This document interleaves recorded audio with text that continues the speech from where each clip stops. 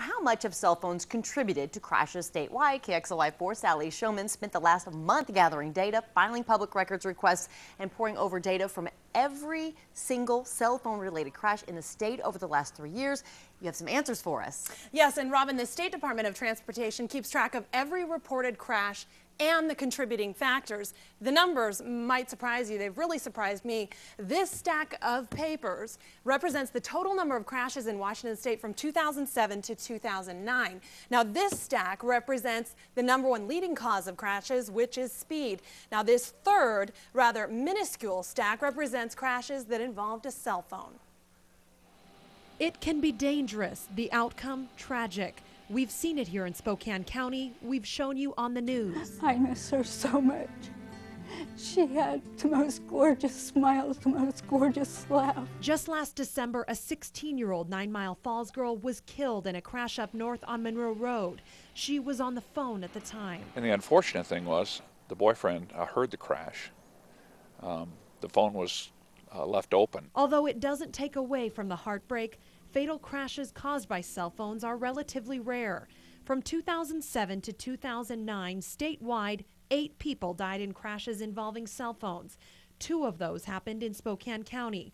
For comparison, in the same time period, 632 people died on Washington roads in crashes where speed was a contributing factor. Speed is the leading factor in crashes. In reality, handheld cell phones are pretty far down the list of contributing factors to crashes.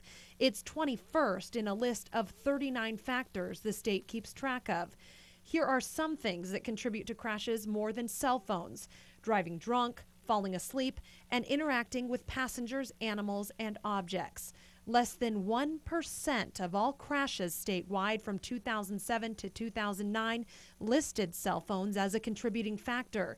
The majority of those crashes were either property damage or injury collisions, like the one that nearly took the life of a 22-year-old girl on the Argonne Hill in 2009. Because we found the cell phone open in the vehicle with text messages arriving at the time of the crash, the logical assumption is that she was texting. That girl is among 1,595 people injured on Washington roads in crashes where cell phones were listed as one of the contributing factors between 2007 and 2009. Although that number may be small in comparison to other causes of crashes, officers say it's still too many. They don't recognize the level of distraction using a telephone in the vehicle causes.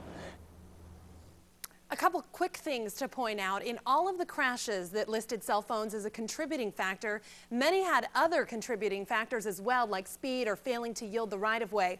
Also, the State Department of Transportation says its numbers probably don't represent the total number of crashes involving cell phones, because a cell phone must be admitted, or cell phone use, I should say, must be admitted by the driver or reported by a credible source. It might be law enforcement or a credible witness. Live in the studio tonight, Sally Showman, KXLY4 HD News.